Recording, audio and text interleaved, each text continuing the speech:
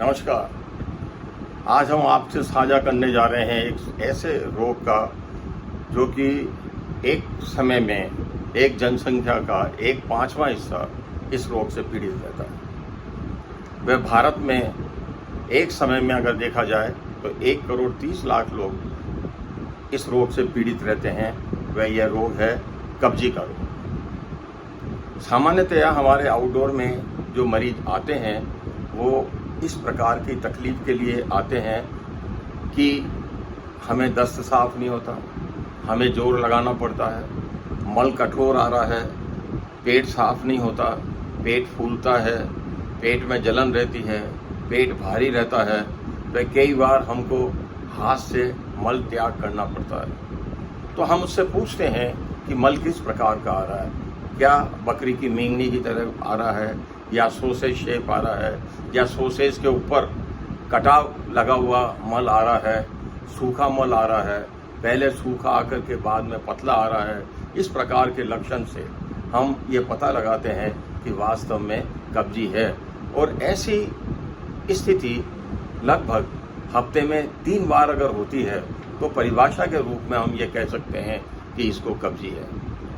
कब्जी कुछ रोगों के साथ अधिक होती है, जैसे हाइपोथायरॉयडिज्म, जैसे डायबिटीज़, जैसे गर्भवती महिलाएं, या अगर आप रक्त की कमी के लिए आयरन की गोलियों का सेवन करते हैं, अगर आप IBS यानी इरिटेबल बाउल सिंड्रोम से पीड़ित हैं, रीढ़ की हड्डी के अंदर आपके कोई चोट या परेशानी या और कोई रोग है तो भी कब्ज हो जाता है।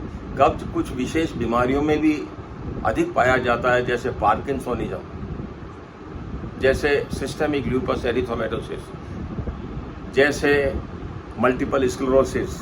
ये बीमारियां वैसे तो बहुत कम पाई जाती है, पर हाँ, इनमें कब्जी बहुत अधिक होती है। कुछ दवाइयों के सेवन से भी कब्जी होती है, जैसे एंटीहिस्टामिनिक, जुकाम, गले में खराश, खांसी के लिए ली जाती है। जैसे पेट दर्द की दवा, पेट में पथरी हो, पेट में दर्द होता है तो हम पेट दर्द की गोली देते हैं और उससे कब्जी हो जाती है। डिप्रेशन की दवाइयाँ अगर लेते हैं तो कब्जी हो जाती है। कुछ एंटासिड जिसमें एल्यूमिनियम की मात्रा अधिक होती है तो उनसे कब्जी हो जाती है। मनोरोग चिकित्सा के लिए जो दवाइयाँ दी जाती है उनसे भी कब्जी हो जाती है। तो इन सब चीज़ों को अगर हम हिस्ट्री में चिकित्सक को नहीं बताएं तो चिकित्सक शायद आपका कब्ज का इलाज सही नहीं कर पाता। विशेष परिस्थिति जो गर्भावस्था की है उसमें कब्ज एक बहुत बड़ा रूप में सामने आता है, क्योंकि जो बच्चा पेट में बड़ा होता है, बड़ी आंत पे जोर डालता है, छोटी आंत पे जोर पड़ता है।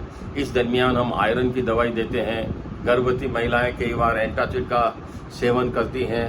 उनकी लाइफ स्टाइल एकदम गर्भवती महिला की बदल जाती है, ज़्यादा चल फिर नहीं पाती, पानी का सेवन अधिक नहीं कर पाती। ऐसी परिस्थिति के अंदर यदि हम गर्भवती महिलाओं को विशेष कब्जी से बचने के लिए सलाह देते हैं। कई बार गर्भवती महिलाओं को इतनी उल्टी होती है कि पेट में पानी की मात्रा, शरीर में पानी की मात्रा कम होती है, वह मल सूख जाता है। तो ऐसी परिस्थिति में क्या किया जाए? उपचार बहुत आसान है।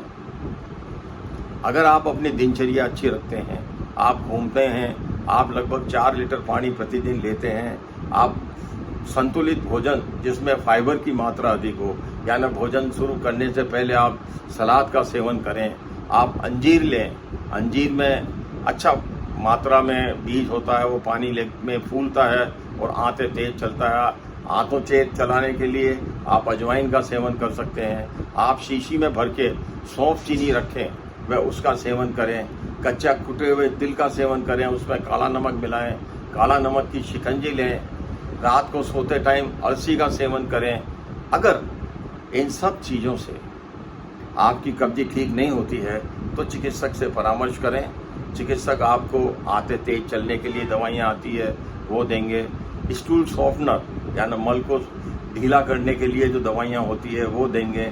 पर इन सब परिस्थितियों में भी आप पानी की मात्रा बहुत अच्छी उसमें तादाद में लें तो आप कब्ज रोग से बच सकते हैं। ये सामान्य जानकारी है।